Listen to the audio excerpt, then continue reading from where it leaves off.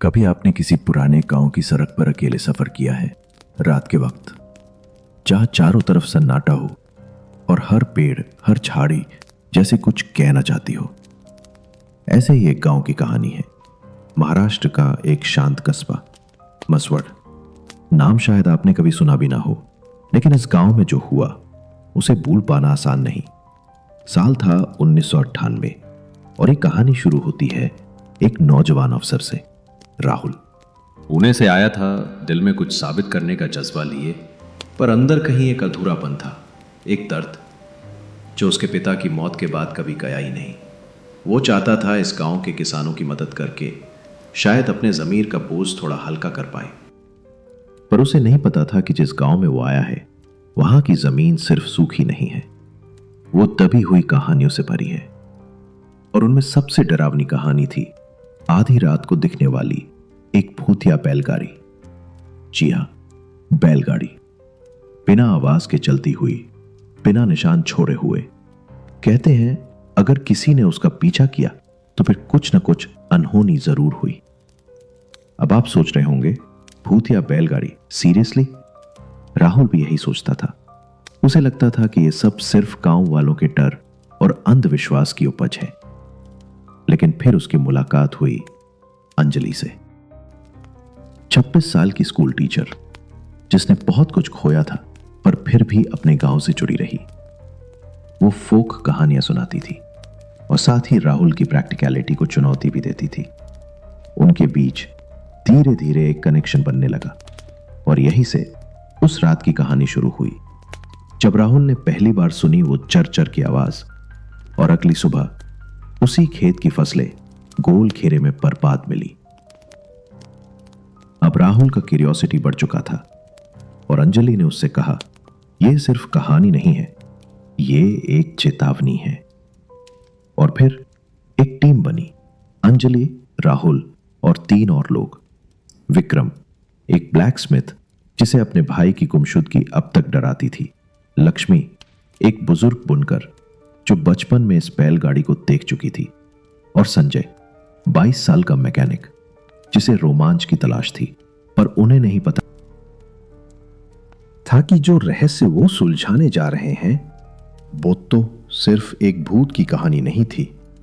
वो एक अनकही सच्चाई थी जो सालों से मिट्टी के नीचे दबकर बस किसी के जागने का इंतजार कर रही थी। हर कदम के साथ उन्हें एहसास होने लगा कि यह रास्ता सीधा डर की गहराई में उतरता है।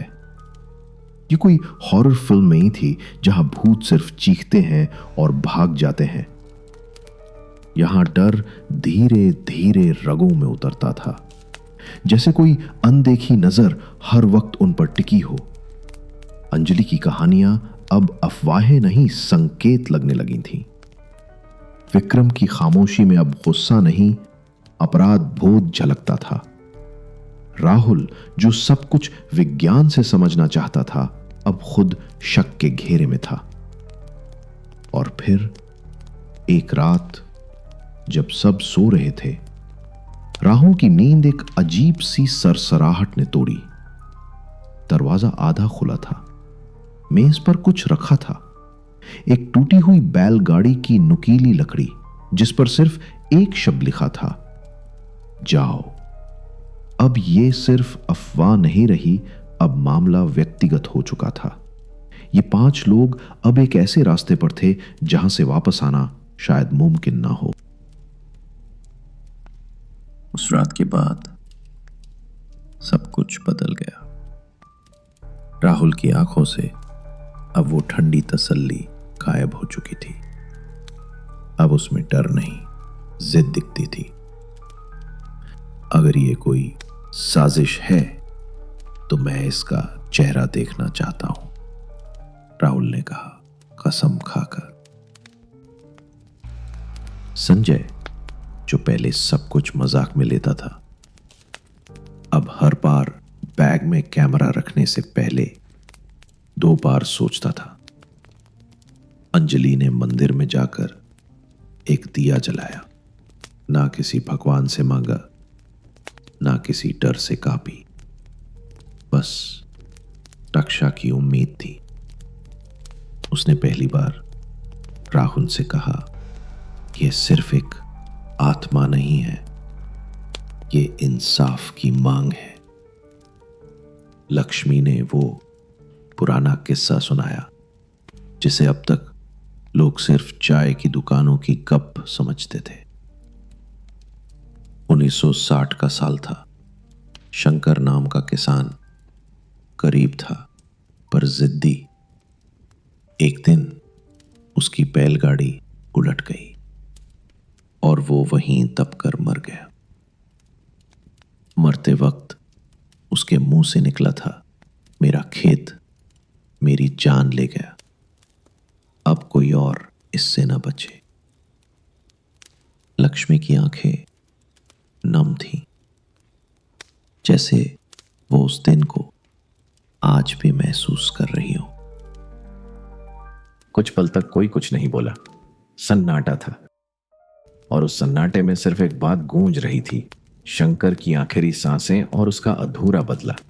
मेरे भाई की मौत भी इसी सड़क पर हुई थी, विक्रम ने टूटती हुई आवाज में कहा। वो भी उसी रात निकला था जब उसने किसी बैलगाड़ी की आवाज सुनी थी। सुबह उसका सिर्फ गमछा मिला। राहुल ने चुपचाप एक फाइल खोली। पुरानी जमीनों के रिकॉर्ड, दस्तावेज और कई पुराने नाम। हर दस्तावेज में एक नाम बार बार आ रहा था, वही सेठ जिसकी जमीन पर अब फसलें नहीं, खौफ उगता था। अगर ये आत्मा है तो वो कुछ मांग रही है, अंजलि ने धीरे से कहा। लेकिन अगर ये कोई इंसान है तो वो किसी सच को छुपा रहा है। संजय ने कैमरा निकाला। इस बार हम सब कुछ रिकॉर्ड करेंगे। जिसने भी ये डर फैलाया है अब उसका चेहरा सामने आएगा।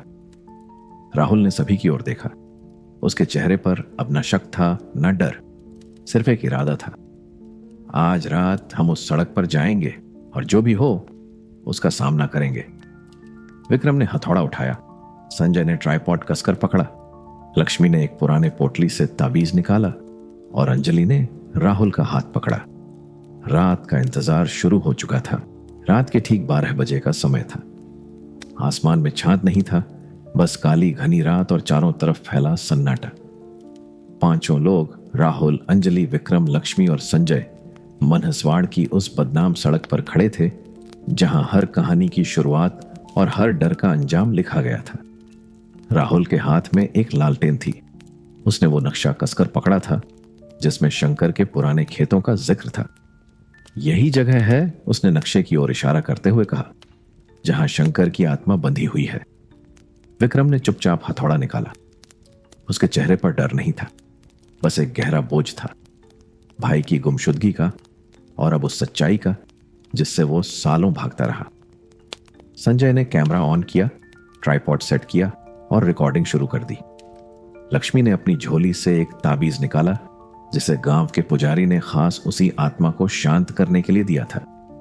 अंजलि के हाथ में उसका पुराना लॉकेट था जो उसके पति की आखिरी निशानी थी।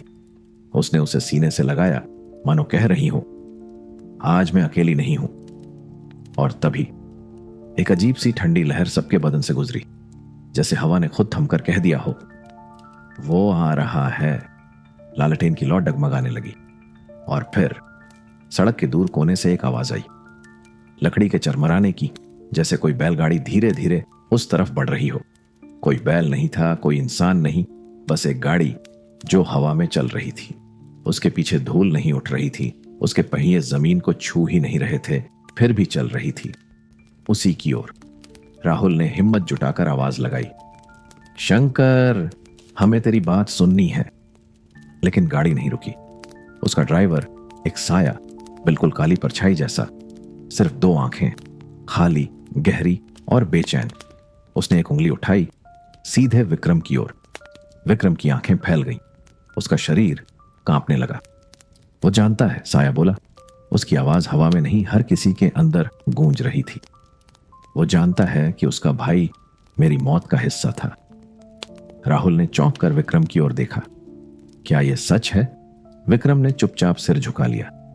मैं जानता था कि मेरा भाई उस सेठ के साथ था जिसने शंकर की जमीन हड़प ली। मुझे शक था, लेकिन मैंने कभी कुछ नहीं कहा। सड़क पर सन्नाटा नहीं था अब वहां सिर्फ साया था, और उसके बदले की आग। वो बैलगाड़ी अब तेजी से बढ़ने लगी, सीधे उनकी ओर। राहुल ने दौड़कर रास्ते में नक्शा फैला दिया जिस पर शंकर का नाम लिखा था। हम तेरी बात मानते हैं, उसने चिल्लाकर कहा। हमें बता, तुझे क्या चाहिए? गाड़ी एकदम रुक गई। साया बोला, मेरा हक दो। लक्ष्मी ने जल्दी से पूजा की सामग्री जमीन पर रखी, चावल, हल्दी और एक दिया। अंजलि ने राहुल का हाथ पकड़ा और दोनों शंकर के नाम के आगे झुक गए। संजय ने उस पल को कैद कर लिया। साया ने आखिरी बार सबकी ओर देखा और फिर हवा में बिखर गया, जैसे वो कभी था ही नहीं। लेकिन उसकी जगह जमीन पर एक चीज रह गई थी, एक पत्थर का टुकड़ा जिस पर लिखा था शंकर की जमीन 1980। जैसे ही वो पत्थर सबने देखा, सबकी सांसें थम सी गईं।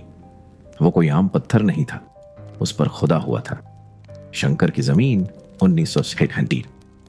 राहुल ने धीरे से मिट्टी साफ की। नीचे एक पूरी पट्टी निकली जिसमें शंकर का नाम, खेत का सर्वे नंबर और दस्तखत भी थे। यह तो जमीन का असली सबूत है, राहुल ने कहा, जो कभी किसी ने देखा ही नहीं या देखना ही नहीं चाहा। अंजलि ने वहीं बैठकर माथा टेक दिया। शंकर को आखिरकार उसका हक मिल गया। विक्रम चुपचाप खड़ा था, आंखें बंद, जैसे किसी बोझ से आजाद हो रहा हो। संजय ने वो पत्थर, फोटो और वीडियो सब इकट्ठा किए। उसके पास अब एक कहानी थी जो मनसवाड़ की हवा में सालों से तैरती अफवाह नहीं, बल्कि एक सच्चा दस्तावेज थी। अगले दिन राहुल सीधे सरकारी दफ्तर पहुंचा। उसने सारी रिपोर्ट तैयार की, पुराने रिकॉर्ड्स, गांव वालों के बयान, संजय के कैमरे से खींची गई तस्वीरें और उस पत्थर की गवाही। दफ्तर में बैठे तहसीलदार ने फाइल देखी, चेहरा बदल गया। यह जमीन का मामला कभी खुलना नहीं चाहिए था, उसने धीरे से कहा, लेकिन अब जब खुल ही गया है, इंसाफ होगा। राहुल ने जवाब दिया, अब नहीं रुकेगा। विक्रम ने अपने पुराने औजार दान किए। वो किसानों की मदद करने लगा जैसे वो अपने भाई के पाप का प्रायश्चित कर रहा हो। अंजलि गांव की मीटिंग्स में हिस्सा लेने लगी। वो स्कूल टीचर से अब एक असली नेता बन चुकी थी। लक्ष्मी ने एक नई कहानी बुननी शुरू की। कपड़े के ताने बाने में उसने शंकर की आत्मा, उसकी लड़ाई और उसके हक की दास्तान को बुन दिया। और संजय, उसने वो वीडियो सोशल मीडिया पर अपलोड किया, the phantom cart of Maswad, the true story. कुछ ही घंटों में वायरल हो गया। गांव के लोग जो डरते थे उस सड़क से, अब वहीं बैठकर चाय पीते थे, बच्चे साइकिल चलाते थे, और वो भूतिया बैलगाड़ी कभी वापस नहीं आई।